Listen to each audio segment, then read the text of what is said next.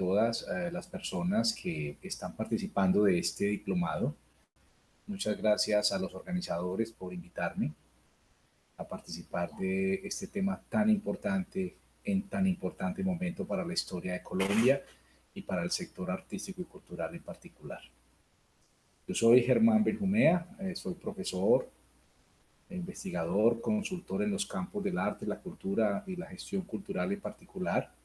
Actualmente me desempeño como soy el coordinador de la maestría en gestión cultural de la Facultad de Artes. Muchas gracias por invitarme a este ejercicio académico tan interesante. A ver, ¿qué voy a presentar a continuación? Estamos haciendo una clase, una sesión asincrónica, digamos, dirigida a todos ustedes que son agentes pues, del sistema cultural del departamento en las 9 subregiones. Aquí deben haber directores, formadores, creadores, intérpretes, técnicos, consumidores, mediadores, en fin. Deben haber muchos tipos de personas que pertenecen al ecosistema artístico y cultural y por eso me voy a dirigir de una manera muy general, pero de temas muy particulares que creo que son sumamente importantes para todos. Creo que es muy importante establecer ese vínculo entre estas reflexiones académicas y las realidades del contexto, ese contexto donde ustedes se muevan. Es decir, vale la pena revisar las políticas públicas, los programas de corresponsabilidad de todos los actores del sistema. Pues estamos a 23 años de la ley de cultura, de la creación del Ministerio de la Cultura. Estamos a 8 años de la creación y la fundamentación del Instituto de Cultura y Patrimonio de Antioquia. Realmente vale la pena revisar qué ha pasado. Entonces, este 2020 básicamente no es solo por el tema del COVID, sino que es muy importante hacer un balance. Y ese balance lo hemos denominado desafíos de la cultura en pandemia y pospandemia, elementos conceptuales y metodológicos desde una postura crítica.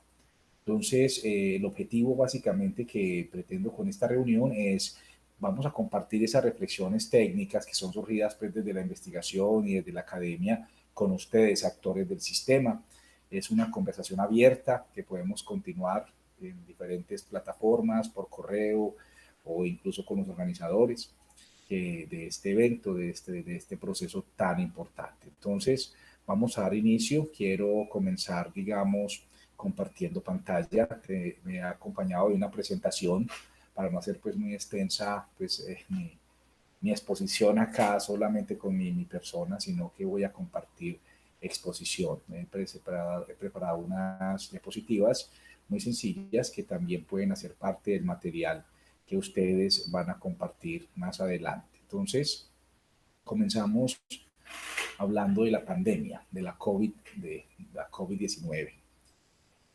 Pues ese es un proceso pues, que todos sabemos, conocemos muy bien, básicamente desde el mes de marzo hasta estos días. Hoy es 4 o 5 de octubre, estoy realizando esta clase asincrónica, pero todavía estamos en el episodio de la pandemia. Es decir, un episodio bastante complejo que ha impactado el mundo y todos los sectores.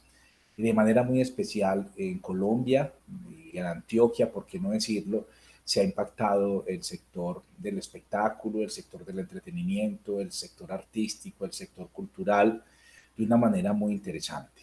Yo quiero plantear aquí en este ejercicio de análisis no solamente el tema de la pandemia y la pospandemia, sino que la pandemia y esta crisis nos ha permitido analizar y estudiar las condiciones de las políticas públicas, de los programas y de los distintos procesos artísticos y culturales que tenemos en Colombia. Y particularmente vamos a referirnos en Antioquia. ¿Qué característica tienen los temas? Es decir, se han subrayado muchísimas cosas. Por ejemplo, una de ellas, el tema de la concentración y la centralización de los procesos artísticos y culturales. ¿Qué quiere decir esto? Porque unas cosas son los procesos en las regiones y otras cosas son los procesos en las capitales. La crisis la han vivido de una manera en las regiones y de otra manera en las capitales. En las capitales se cierra donde hay un equipamiento grande, donde hay un encadenamiento poderoso que de alguna manera digamos, hay unos públicos también que consumen y que participan de las dinámicas culturales versus a las regiones donde de alguna manera esta pandemia mostró también la diferencia que hay en equipamiento cultural, en inversión, en gasto, en todo lo que son los procesos artísticos y culturales, porque vienen también unos conceptos muy interesantes. Los mismos conceptos que tienen en las entidades territoriales para definir lo que significa cultura, pero no desde la teoría, sino desde la práctica, porque las definiciones y los conceptos traen acciones y traen procesos que deben ser tenidos en cuenta de manera muy particular. Sí, efectivamente, la crisis se desata, por supuesto, y desata inequidades, desata diferencias y desata la importancia de analizar lo que está ocurriendo en Colombia con las políticas públicas, los programas, la gestión cultural en sí desde el territorio. Por eso los invito que vamos a analizar con cabeza fría y desde una perspectiva crítica todo este tema, todo este, digamos, andamiaje conceptual, metodológico sobre el tema de la gestión cultural. Vamos entonces a plantear unas situaciones de actualidad, luego a plantear unos desafíos que tenemos para, diría yo, para el 2020, 2030, y finalmente también unos perfiles y unas cualidades que deben tener los gestores culturales para asumir esto que sigue. Entonces, de alguna manera, quiero leer unas perspectivas que son muy interesantes. Nos vamos a mover dentro del optimismo, dentro de un optimismo informado también, hacia digamos, una realidad que también tenemos que tener clara al momento de gestionar procesos artísticos y culturales en el contexto. Y vamos a empezar citando a José Antonio MacGregor. Está citado en un texto de Gerardo Neugobsen, es un texto que él lo llamó La cultura colonizada. Me gustó mucho pues el texto porque toca varios temas de los cuales venimos estudiando, que vale la pena y que vamos a mencionar en esta conferencia. Pero vamos a escuchar, vamos a leer más bien lo que nos dice José Antonio MacGregor. Dice, y a través de la cultura pudimos tener acceso a una impresionante producción simbólica, proveniente de la diversidad humana, pero esta vez no fue a partir de las convencionales formas que implican convivencia, presencia y materialidad, sino a través de formas objetivadas, en producciones digitales, conciertos de música en vivo, acceso gratuito a plataformas generalmente costosas, obras de teatro, cine nacional y extranjero, coreografías de las compañías más destacadas del mundo, recorridos virtuales por museos que soñábamos conocer algún día. Pudimos asistir con nuestras computadoras, tablets o celulares a seminarios, webinarios, neologismo obtenido de asociar la palabra web y seminario, conferencias, mesas de debate y cursos especializados con los más importantes especialistas a nivel mundial. La cultura, siempre precaria, irrumpió en las casas de millones de personas ávidas de conectarse a la creatividad, que se expandía globalmente. Pero no perdió su condición de prescindible en la definición de las políticas públicas, dejando al sector de artistas, gestores, productores, programadores, diseñadores, vendedores y sectores vinculados como el turismo en una creciente pauperización que hoy, después de 4 meses de confinamiento, tiene varios en la bancarrota y el colapso económico. A ver, interpretando un poco lo que dice MacGregor, que es una realidad también, es que sin lugar a dudas la creatividad, el arte, la producción artística no se detuvo, como no se detuvo la educación, como no se detuvo esa ingeniería blanda que hace parte también de todo tipo de sociedad y que es tan importante. Y cómo muchas de las expresiones que se hacen de manera vivencial se trasladaron a plataformas digitales que no es que hayan sido inventadas, sino que la pandemia invitó a apropiarse de ellas y a entender la importancia en una sociedad que está hiperconectada. Pero también entendió en la pandemia cómo muchas de las organizaciones tradicionales de la cultura generaron procesos gravísimos de sostenibilidad financiera y económica. Más adelante también hablaremos de ese tema de manera muy particular en Colombia con conceptos de personas realmente informadas. Fernando Vicario Leal, por su parte, voy a leer parte que me gusta también como la perspectiva. Fernando Vicario es un español que vive en Colombia y que ha acompañado muchísimos procesos de gestión cultural.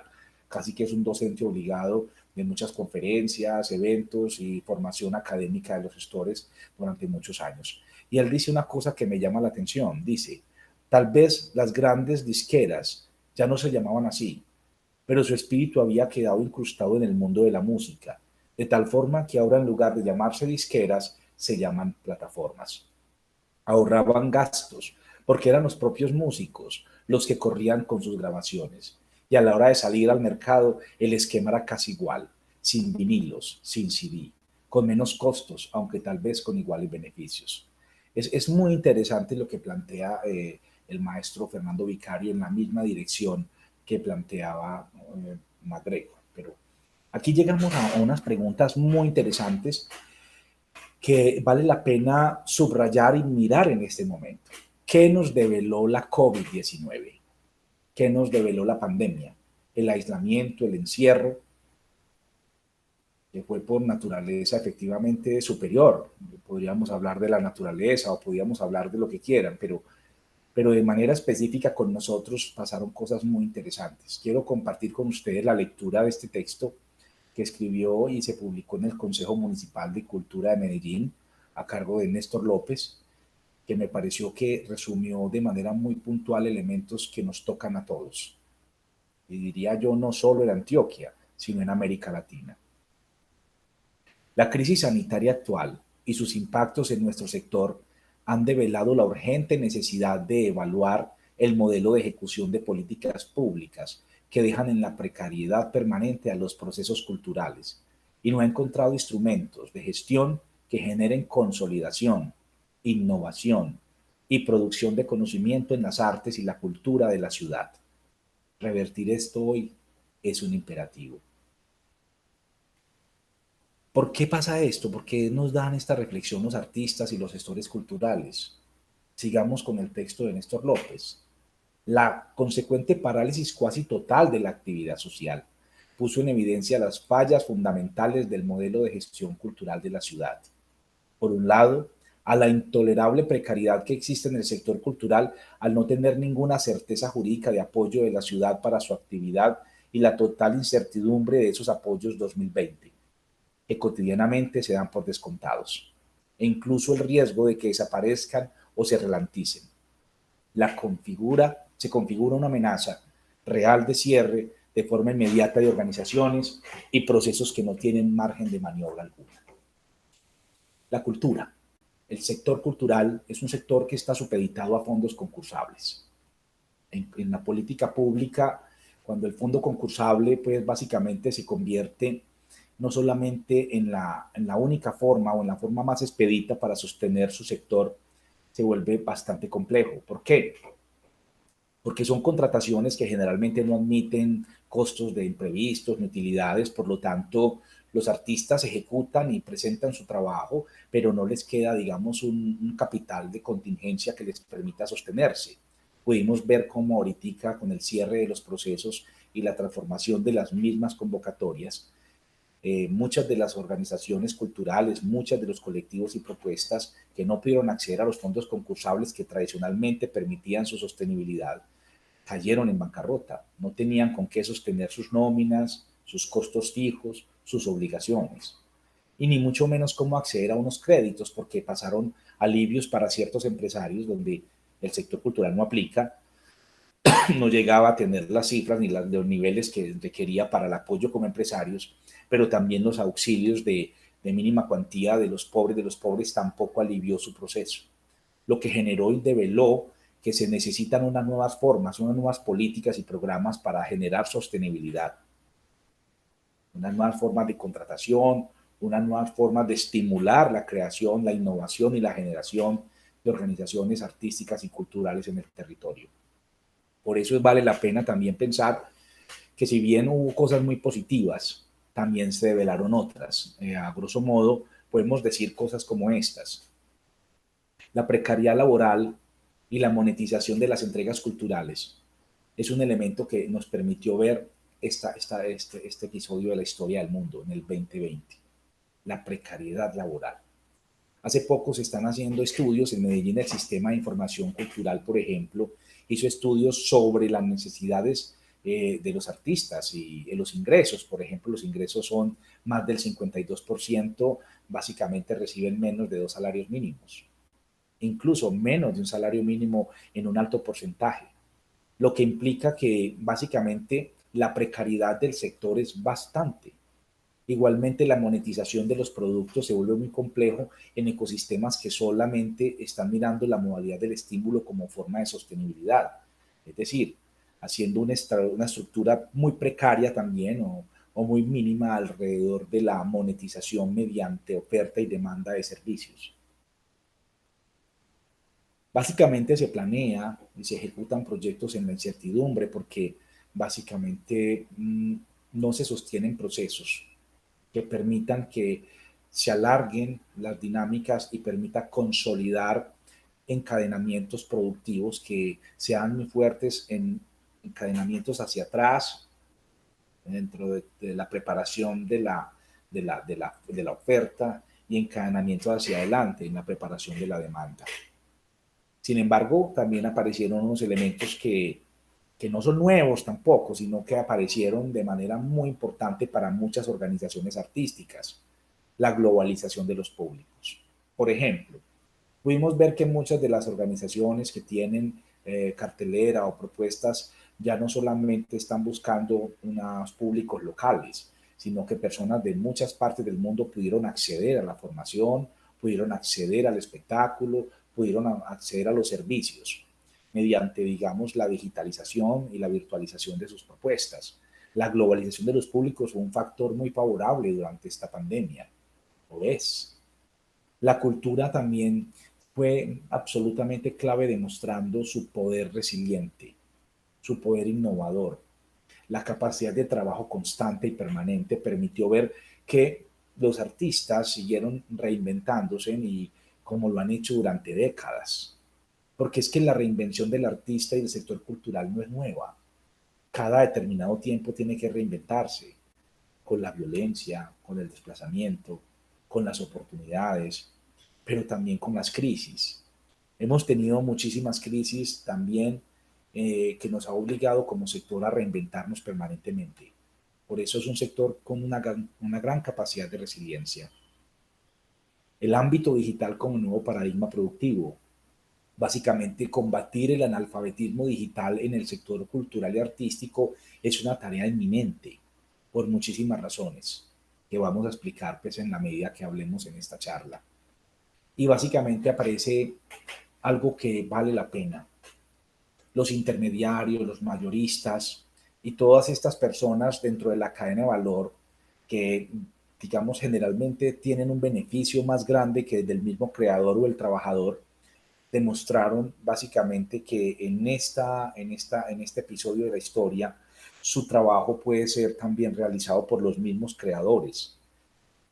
Se eliminaron muchos procesos de intermediación, lo que generó abaratamiento de producciones y ampliación de audiencias y accesos.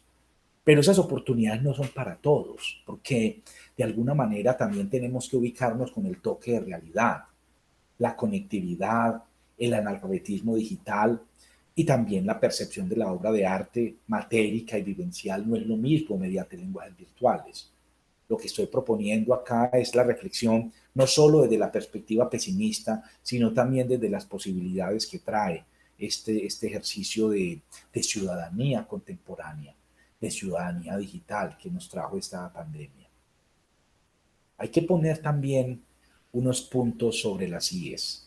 Hay que reflexionar también sobre las políticas públicas y la crisis que develaron las políticas y los programas públicos, tanto en las capitales del país como en las regiones.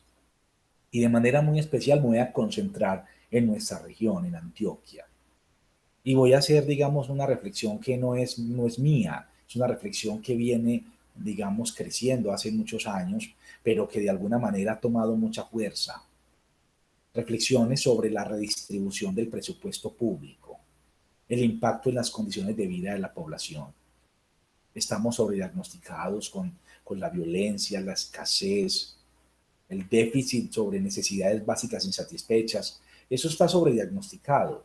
Sin embargo, muchas de las propuestas que vienen para atender esto vienen desde discursos políticos que defienden todo desde la construcción, el equipamiento, casi que el cemento, y ese desarrollismo basado en el cemento y la construcción, en la ingeniería dura, se convierte en un ejercicio de política pública que hay que mirar con mucho detenimiento y que vengo aquí a invitarlos que lo miremos como fuerza viva que somos. El sector privado influencia y viene influenciando de tal manera al sector público que hace que la configuración en el territorio responda a intereses particulares del sector privado y no necesariamente a los intereses colectivos de la población. Esto ha sido un tema de mucho interés que vale la pena seguir pensando. A manera de reflexión, recordemos que las políticas públicas tienen diferentes formas. Hay políticas redistributivas, hay políticas distributivas, hay políticas regulares, hay políticas constitucionales, institucionales. Esas son básicamente las cuatro formas de políticas públicas en relación a su relación de costo-beneficio. Es decir, definiendo unos elementos de concentración y difusión, que son efectivamente elementos claves al momento de diseñar una política y un programa. Grosso modo, por ejemplo, las políticas constitucionales e institucionales. Los gobiernos cambian las formas del Estado. Todavía hay muchas personas, líderes, lideresas de distintos sectores que tienen su mentalidad en la Constitución del 86 y no en la Constitución del 91. ¿Qué es la Constitución del 86? Una constitución centralizada y concentrada, centralizada en las capitales, con un modelo de desarrollo basado en el progresismo, con una sola mirada cultural unidireccional, monística cultural. ¿Y qué nos trajo la Constitución del 91? La descentralización administrativa, un Estado social de derecho que garantiza, que protege los derechos de todos los ciudadanos. Nos trae también una idea de participación que debe darse no solamente con el voto, sino con el ejercicio de ciudadanía. Pero entonces, como esas políticas institucionales y constitucionales siguen en tensión, aún después de que casi 30 años de la Constitución del 91. Y todavía escucha uno el clamor de la Constitución del 86 de un país extremadamente conservador. Esto es un país diverso, complejo, diferente. Y desde la cultura tenemos que entender eso y la Constitución del 91 lo hace. Hay políticas distributivas, esas políticas que generan tanto clientelismo también. Esas políticas donde el Estado financia obras con los recursos de todos y que en ocasiones terminan favoreciendo pues una política redistributiva cerrada y eso lo vamos a ver enseguida. Las políticas regulares, pues, que son las normales del Código de Comercio, del Código de Tránsito, que son claves, pues, para el funcionamiento del mismo Estado. Y hay políticas redistributivas que quiero referirme a ellas. Políticas redistributivas de dos maneras. Redistribución progresiva. ¿Qué es la redistribución progresiva? El Estado capta el dinero de todos y lo distribuye a las personas o entidades cuyos ingresos no les alcanza para abastecer sus necesidades. Pero también hay política de redistribución regresiva, que en Colombia tiene demasiada acogida, incluso es algo muy interesante, pero también es algo que como ciudadanía cultural debemos mirar. Los recursos de todos los sectores favorecen a los sectores adinerados. Adjudicación de contratos, alianzas público-privadas, privatización, que se vuelven como estrategias de captación. Hay una cosa muy compleja en Antioquia, la captación del Estado por parte del clientelismo pues, burocrático, propio de una cultura política nefasta, y la captación del Estado del interés también privado y particular para generar más acumulación de riqueza. Lo hemos visto permanentemente en los territorios. Entonces, la invitación, gestores culturales, es que entendamos algo que otros sectores lo entendieron hace rato. Hoy no compiten las empresas, hoy compiten los territorios. Y por eso los territorios son estratégicamente competitivos. y las políticas públicas generalmente en el local se concentran en el desarrollo local y regional, pero hoy básicamente deben haber procesos regionales de desarrollo. Y esos son elementos fundamentales para entender que en el desarrollo integral del territorio también hay una dimensión que es fundamental, o una transversalidad, que es la transversalidad cultural. El arte, la cultura en el territorio no puede seguir siendo y no puede seguir siendo vista como el mero ejercicio de contratación de talleristas en la Casa de la Cultura. La cultura no está solo en la Casa de la Cultura. La cultura no está solo en la biblioteca. De hecho, el sistema cultural, el sistema ambiental, el diálogo con el mismo turismo, la producción económica son elementos fundamentalmente culturales. La transversalidad de la cultura es fundamental. El papel del artista y del gestor cultural en el territorio tiene que ir más allá de mendigar recursos para actividades artísticas. Tiene que ir a pensar el territorio de manera estratégica para hacer territorios competitivos, como efectivamente otros sectores lo están viendo. Y repito, los sectores que capturan el Estado, desde lo local, porque cuando uno habla de Estado, la gente piensa que el Estado queda en Bogotá. No, el Estado está en todo el territorio y también lo es la nación. Y el Estado lo administran gobiernos y los gobiernos tienen que ejercer dentro de una política democrática, tienen que generar principios de gobernanza, porque es un mandato constitucional, principios donde escuchamos las necesidades y la gente y tratamos de entender que el bien general prima sobre el particular. Pero eso no se hace de manera gratuita ni por oferta, eso se hace por ejercicio de derechos de la población. Miremos Antioquia. Antioquia tiene unas ventajas comparativas que vale la pena mirarlos. Este 2020, este año no es solamente un año del COVID, es un año crucial para la historia de Antioquia y de Colombia.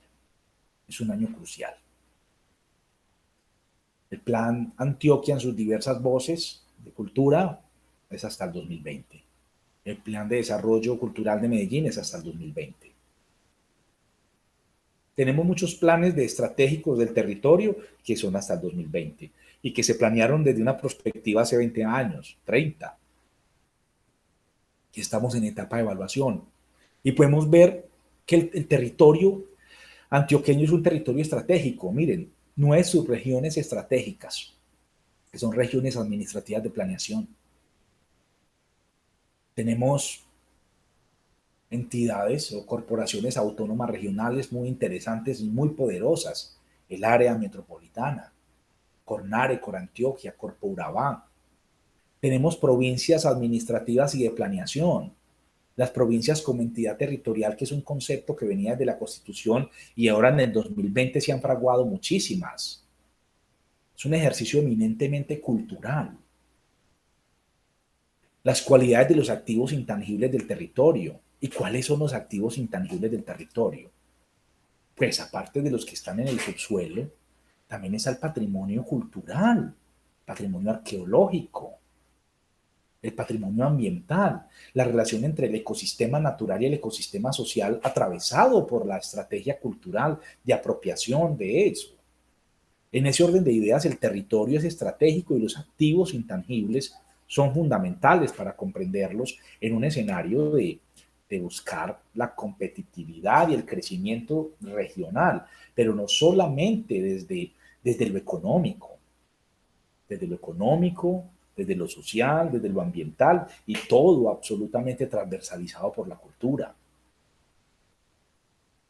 Es decir, tenemos en los territorios ecosistemas productivos muy interesantes, valiosísimos. Miremos, Antioquia, los mares, miren la cercanía al Pacífico, la cercanía al Atlántico, tenemos playa, tenemos el Valle de Aburrá, el Valle de San Nicolás. Esos dos valles concentran un porcentaje enorme del Producto Interno Bruto del país. El oriente, el suroeste, occidente, nordeste, Bajo Cauca, norte, Urabá, Magdalena Medio.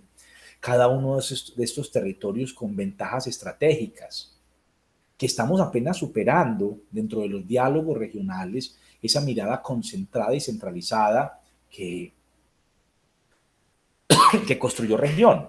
Miren ustedes, todas las carreteras conducen a Medellín. Hay regiones incluso muy cercanas geográficamente, pero que la gente para movilizarse entre ellos tiene que ir hasta Medellín para volver. Aparecen elementos fundamentalmente radicales en ese complejo ecosistema centralizado y concentrado en instituciones de poder. Hoy las regiones tienen mucho que decir.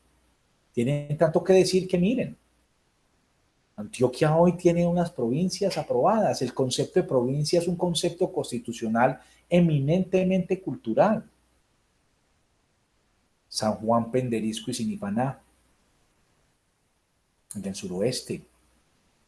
Ese cañón de Santa Bárbara la Pintada, ese cañón del Cartama, en la provincia del Cartama.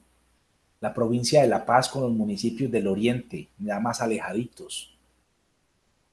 Tan bello ese concepto, la provincia de La Paz. Agua, bosques y turismo en el oriente. La nueva provincia en el Bagre, Zaragoza, Begachí, Yalillo, Lombó, Remedios y Segovia. Inmensos en territorios, inmensos en riqueza, territorios estratégicos. Aquí vienen unas preguntas muy puntuales. La dimensión cultural, la transversalidad de la cultura, la funcionalidad del arte y la cultura en el concepto mismo de provincia, que en esencia es un concepto cultural. Las potencialidades que da este ejercicio, como lo dan las corporaciones autónomas regionales, como lo da la entidad territorial. Son unas nuevas formas de configurar el territorio estratégico, que ya está mapeado por los intereses privados.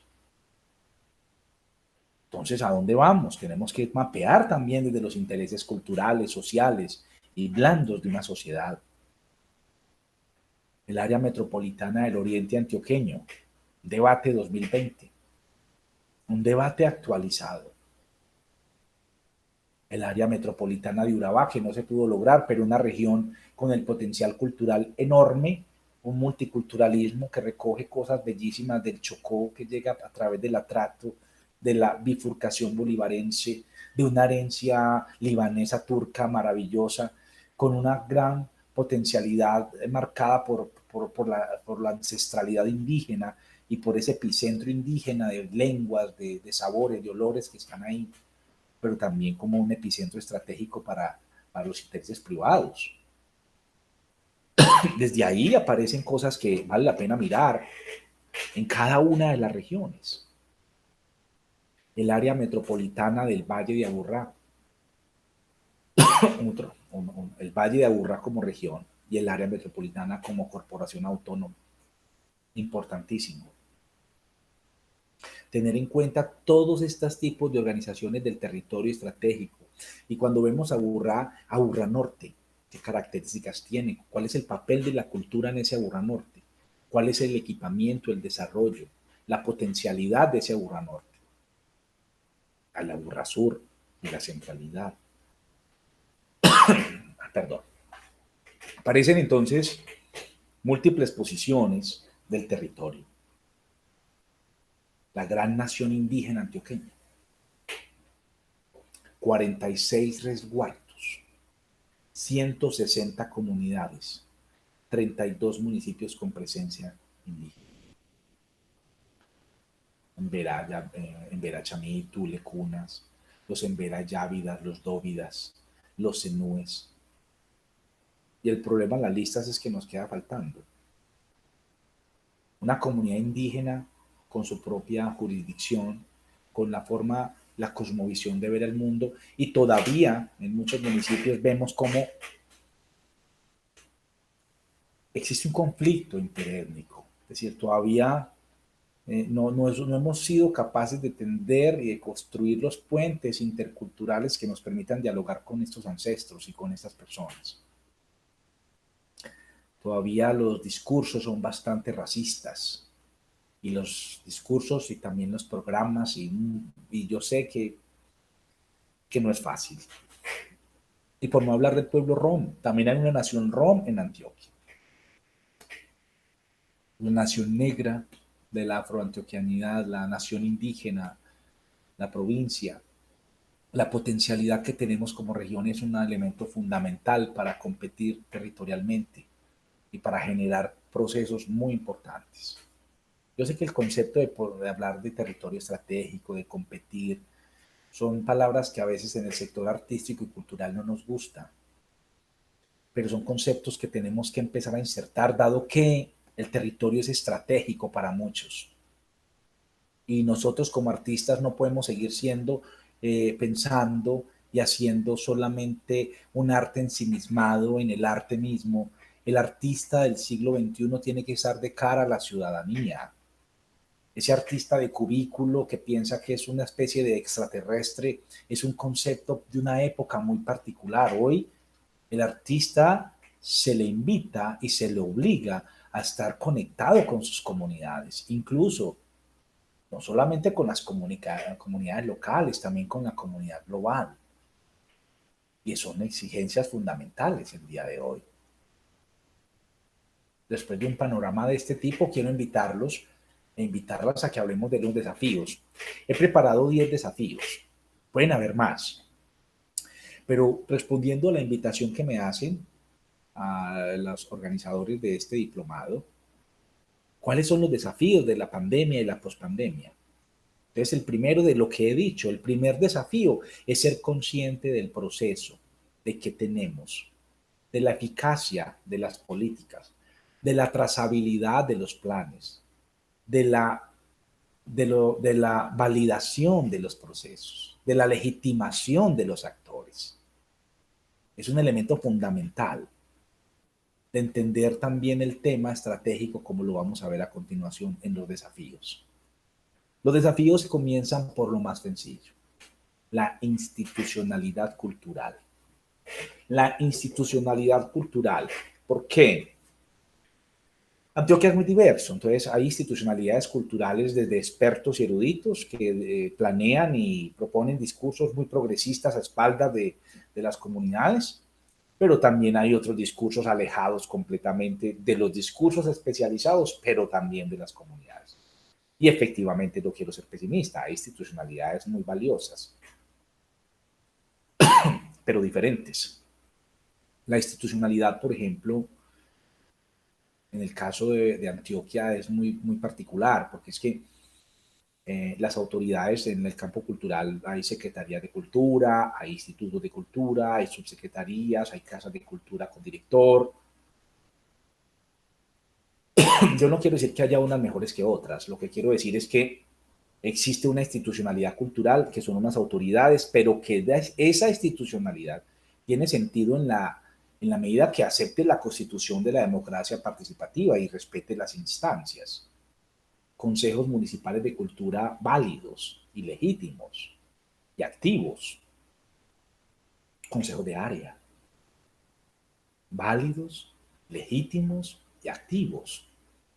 Consejos zonales, consejos de patrimonio, vigilidad del patrimonio, gremios, gremios desde la sociedad civil, desde la empresa privada, por supuesto, desde la comunidad artística. Me decía un director de Casa de la Cultura hace poco en otra charla, me decía, es que con los artistas es muy difícil. Sí, pero es que con las alcaldías también. Basta ya de pensar que el que tiene, a ver, aquí hay funcionarios públicos. Y yo quiero repetir una cosa muy sabida por todos, por así decirlo. El funcionario público está en un encargo público. Y es un encargo que se hace bien o se hace mal. Y hacerlo bien es hacer su trabajo. Es decir, su trabajo es cobertura, servicio, calidad, democracia, acceso, derechos por encima de los privilegios. Ese es su trabajo. Cuando uno habla así, dicen, esos académicos son muy inocentes. No somos inocentes. Nosotros sabemos qué ocurre en el territorio porque tenemos cantidades de proyectos de investigación, de tesis, de trabajo y de observancias del territorio con dinámicas muy complejas y conocemos nuestra cultura política.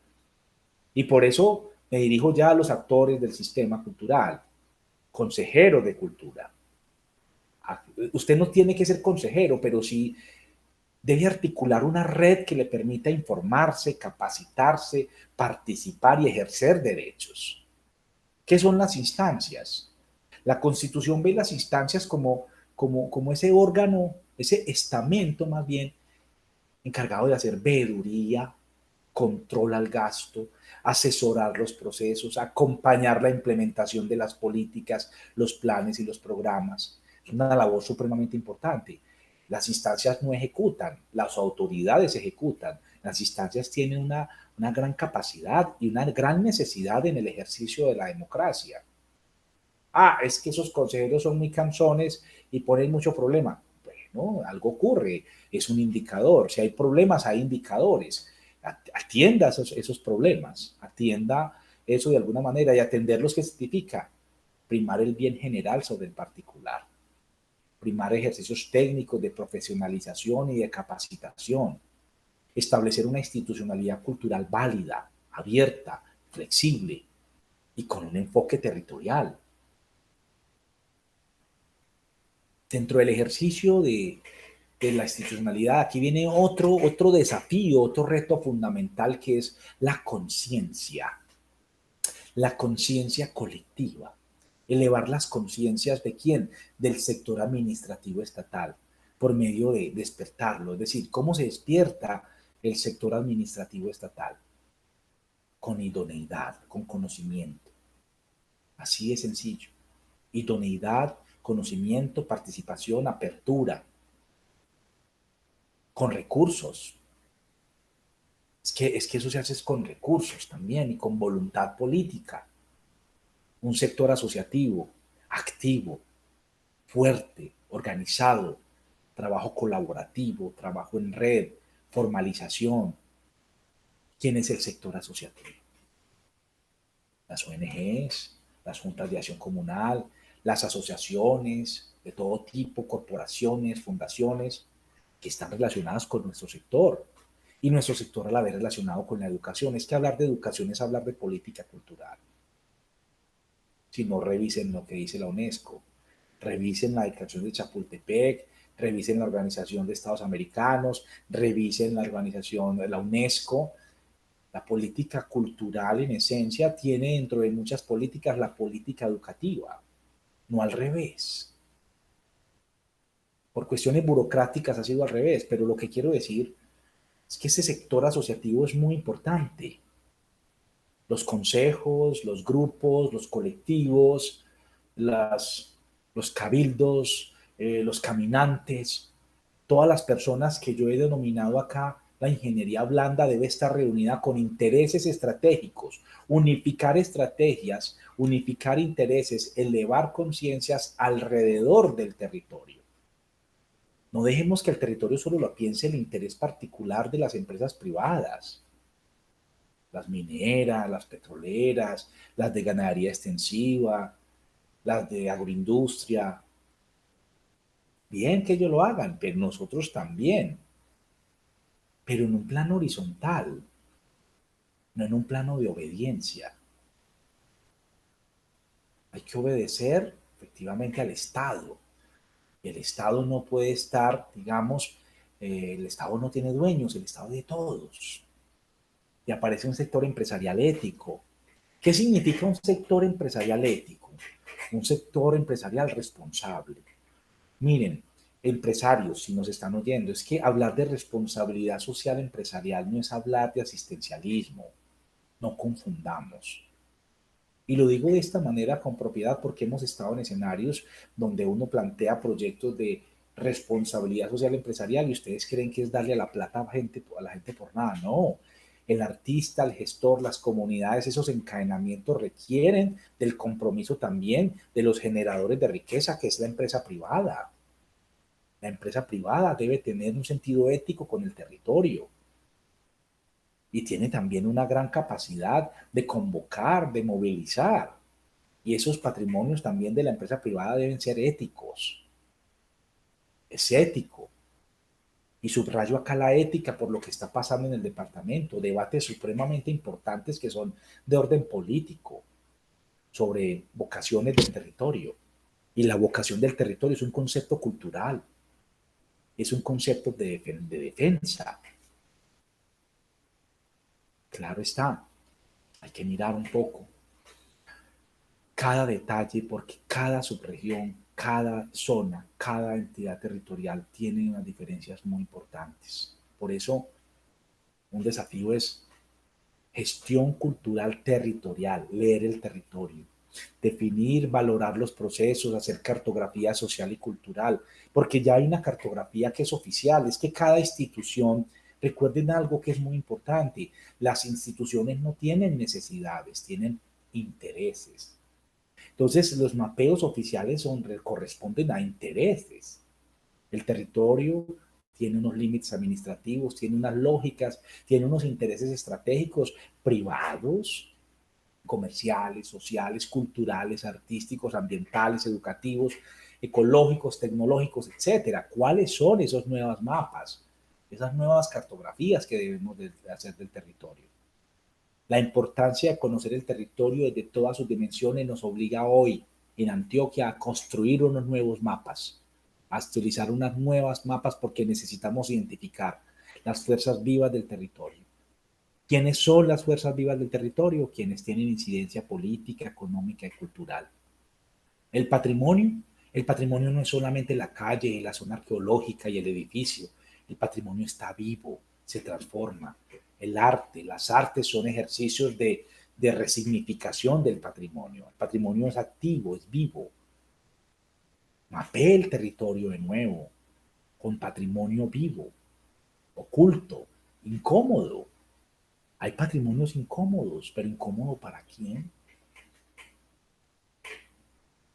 El ejercicio de reconocer el patrimonio y aportarle a la cultura y al territorio es un elemento fundamental en este momento. Por eso vamos a otro desafío, la política pública. La política pública es la finalidad, es el qué, es el para qué, y la gestión pública es el cómo se ejecuta esa política pública. Como ven en el gráfico, pero la política pública y la gestión pública requieren de dos elementos que se ponen en un polo. En el polo de arriba aparece la voluntad política. Con voluntad política se pueden hacer las cosas. Y de aquí, si esa voluntad política se convierte en política pública, no está atada a la voluntad del gobernante. Debe estar atada a las necesidades del territorio. Y en el otro extremo habla de la legitimación de la ciudadanía de esas políticas públicas. Legitimemos esas prácticas, legitimemos esas nuevas cartografías y esas fuerzas, transversalicemos la cultura y volvamos eso a una política pública. La política pública es constante y pasa de gobierno en gobierno. La voluntad política puede cambiar de gobierno a gobierno. Y eso es lo que nos agobia muchas veces, la incertidumbre que hacía referencia hace un instante. Una incertidumbre que se convierte a veces en un lastre para muchos procesos exitosos. Aquí aparece entonces la idea de que más políticas públicas, menos voluntades y volubles de nuestros gobernantes. Aparece entonces la necesidad de identificar el territorio de manera técnica. He tomado esto de unos textos, esto de Santa Marta, me gustó mucho. La visión de la población, la visión de la empresa privada, la visión del Estado mediante investigaciones, documentales, consultas, cruzar informaciones para entender la lógica del territorio, mapearlo y entenderlo. En teoría esto lo hacen todos los planes. Nosotros tenemos mucha planeación. Solo hizo el plan educativo. Solo hizo el plan de cultura. Solo hizo el plan de turismo. Sí, pero dialoga el plan de educación, el plan de deportes, el plan de turismo, el plan de emprendimiento, el plan de... Eso sí están dialogando. ¿Dónde está la trazabilidad? Porque es que es el mismo territorio que es estratégico. Trazabilidad, transversalidad, complementariedad, complejidad, elementos fundamentales para entender sobre el territorio. En nuevos mapas. Estructurar el sistema es otro desafío. Estructuremos un sistema coherente, una estructura burocrática desde una administración pública, entidades, dependencias, unas fuerzas vivas, activas, que son no gubernamentales, unas industrias culturales que generan bienes y servicios encadenadas en proyectos regionales, nacionales e internacionales, Recuerden que la industria cultural tiene doble propósito: generar riqueza, aportarle al Producto Interno Bruto, claro, pero también proteger, valorar y potenciar el patrimonio cultural, pero hay que hacerlo de manera adecuada. Porque mercantilizar también bienes simbólicos como mera mercancía es también un proceso de enajenación muy complejo que también hemos sufrido especialmente con el patrimonio ambiental. Hay que poner mucho cuidado que esas enajenaciones con el patrimonio cultural no se conviertan en unos factores de enriquecimiento de unos cuantos y no de economías incluyentes que favorezcan y potencien el desarrollo regional. Investigar, sistematizar, archivar centros culturales, galerías, museos, teatros, centros de documentación, equipamientos privados y públicos que generan unos procesos maravillosos de ese gran capital, del capital cultural que también tiene un gran valor económico. El capital cultural tiene una gran valoración económica. Y la formación escolar y extraescolar, escuelas, academias, sistema escolar, oficiales o públicas o privadas o mixtas. Muy interesante que el sistema esté articulado con actores, con procesos. Recuerden que esto es más parecido a la agricultura que a la industria. En el ecosistema artístico y cultural en el cual hay procesos de formación, de investigación, hay procesos de producción de obra y de creación artística, hay procesos de mercantilización, financiación, representación, producción, hay procesos de consumo, participación, difusión, y hay procesos de conservación, salvaguarda, patrimonio, memoria. Este ecosistema, que es tan sencillo y que lo mencionamos tanto, se necesita cada etapa una de otra, pero también necesitamos encadenarlas, innovar, generar entornos digitales, porque ese es un elemento fundamental. Los entornos digitales, a partir de cada una de estas etapas, internacionalizarlos, democratizarlos, es otro desafío fundamental que nos plantea este ejercicio del 2020. Las prioridades a considerar en un municipio son muchas. Entonces, cuando cultura es una sola, el problema de cultura es conseguir la plata para pagar unos talleristas unos meses o para comprar unos instrumentos de música o para mantener el director de la escuela de música. Si la visión territorial es esa, es muy limitada.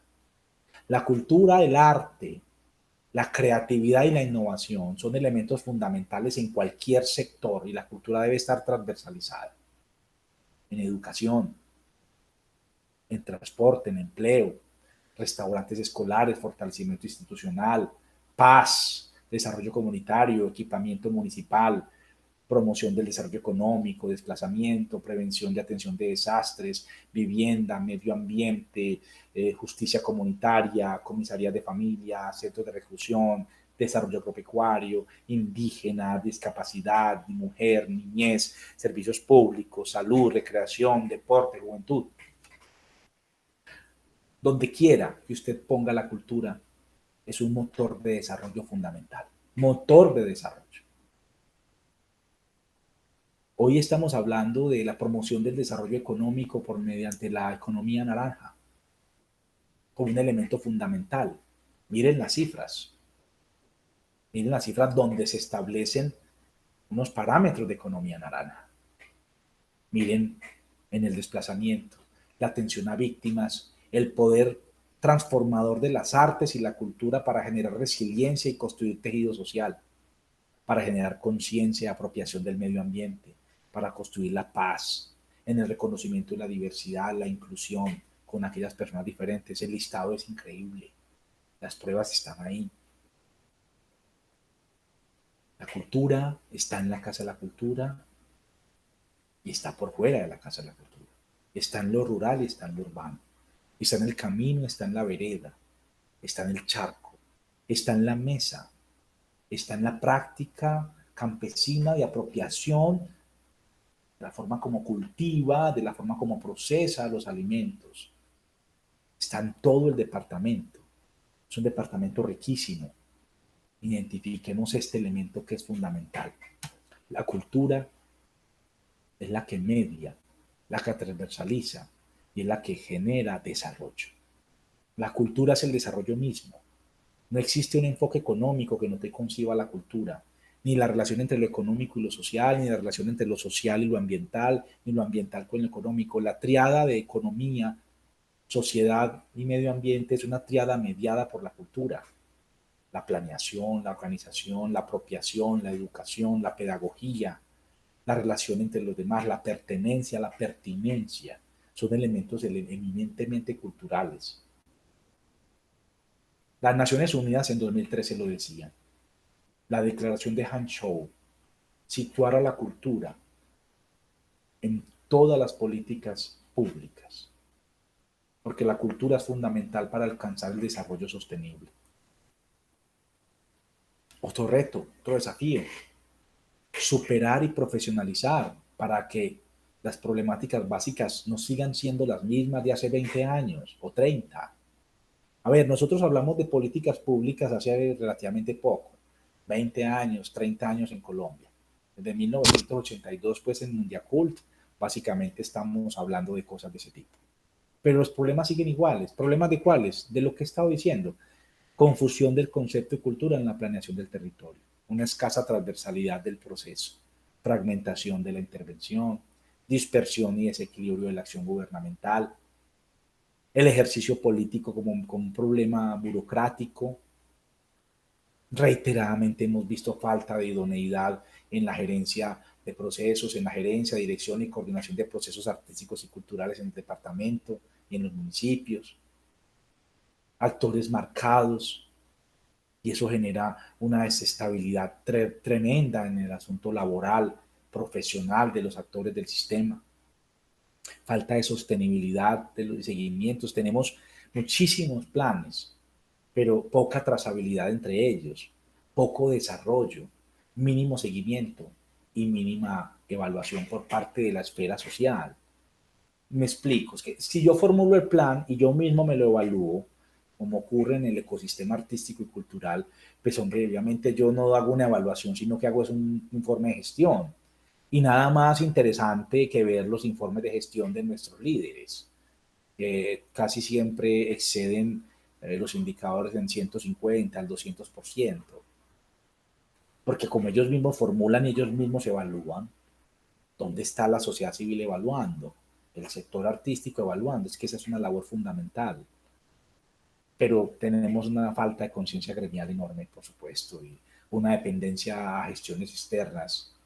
Es decir, descolonizar la cultura. No pensemos que el que viene de Medellín, de Bogotá, de México, de Argentina, de España, es el que va a llegar a resolvernos el problema. No, el que llega, nosotros llegamos a poner un documento técnico, o las transformaciones deben ser absolutamente generadas desde el contexto.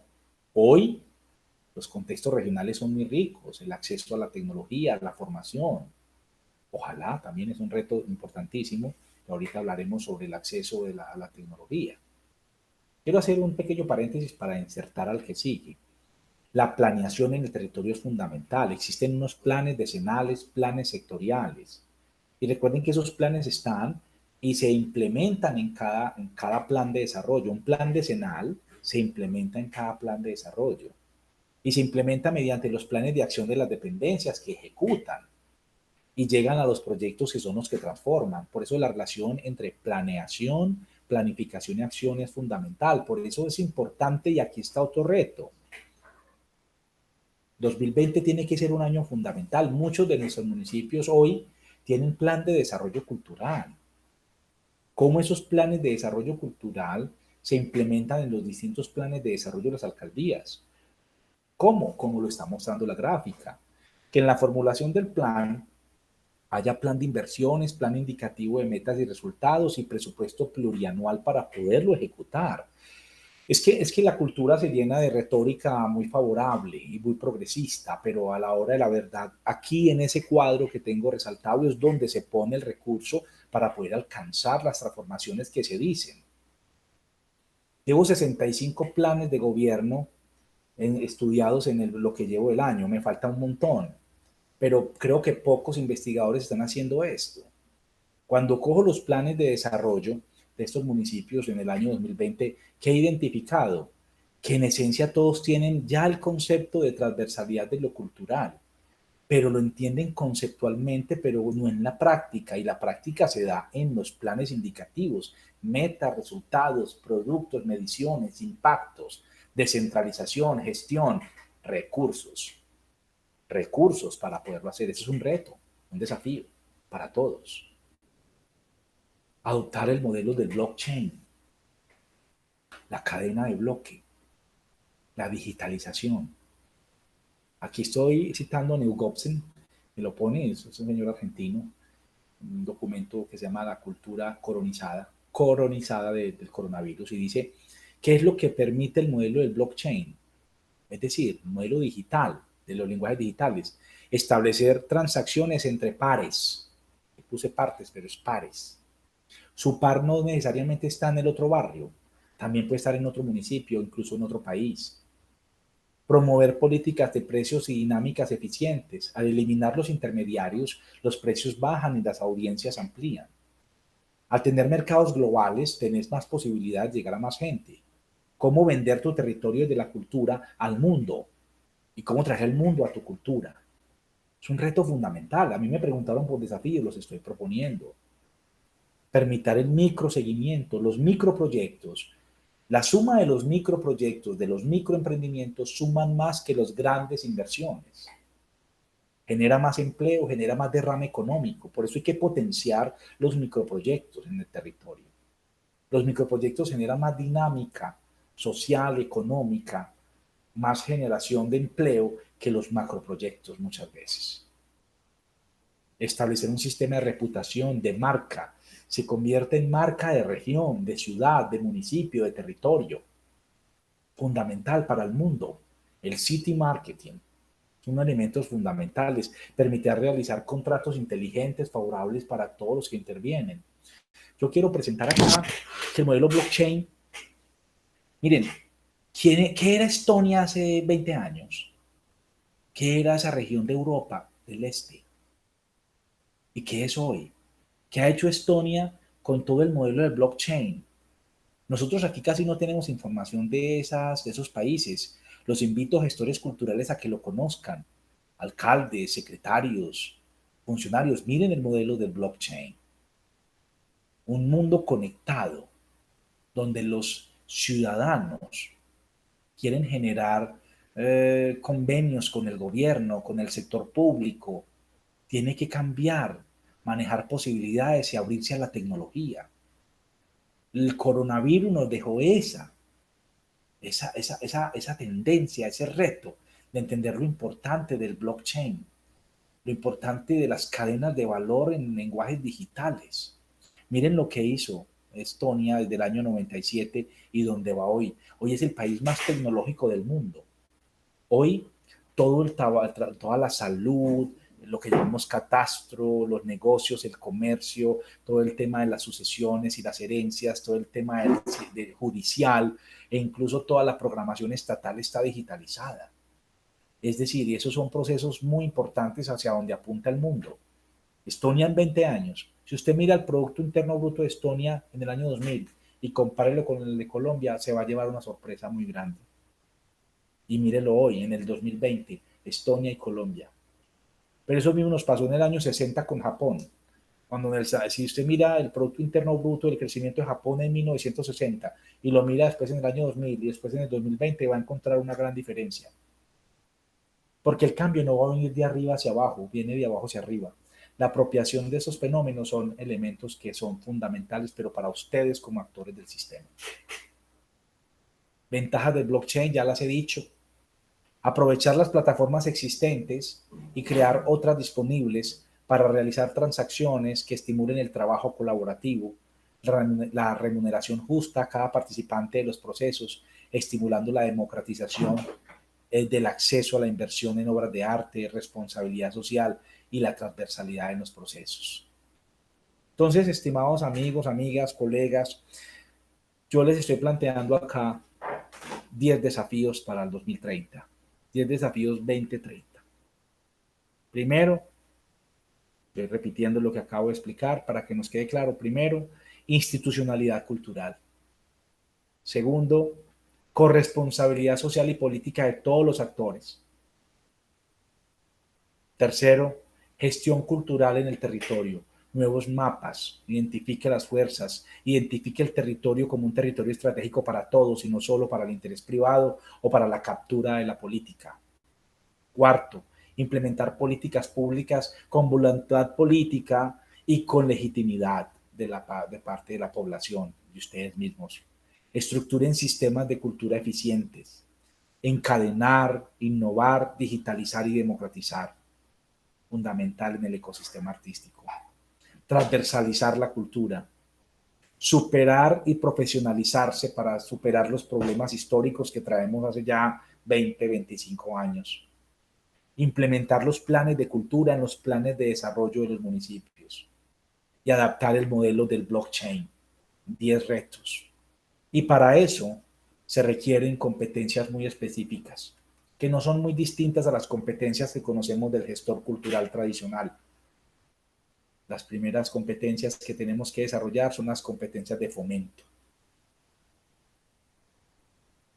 Promover, tramitar, diligenciar desde plataformas tecnológicas y ojalá manejando un segundo idioma que es el inglés para entrar a bolsas, para entrar a agencias de cooperación, para entrar a ruedas de negocios, para establecer un diálogo internacional. Manejar la tecnología y manejar una segunda lengua es fundamental. Organizar, diseñar estrategias, portafolios comerciales, portafolios de patrocinio, administrar, generar procesos de fundraising, formular proyectos, y todo desde un enfoque territorial, desde un enfoque estratégico del territorio. Fomentar es hacer, organizar es fundamental porque es también ser. Usted es y hace, y venimos al saber. El saber que necesitamos en este momento es un saber muy aterrizado, un saber desde el territorio, desde los intereses del territorio, desde los actores del territorio, pero también un saber artístico y cultural, un saber que tenga que ver con lo pedagógico, con lo artístico, con lo innovador, con lo creativo. Eso requiere hoy el gestor cultural. Necesitamos menos lagartos como perfiles y más canguros. En la fauna de la gestión cultural conocemos al caracol, a la tortuga, a la gacela, pero necesitamos canguros, es decir, gestión por innovación.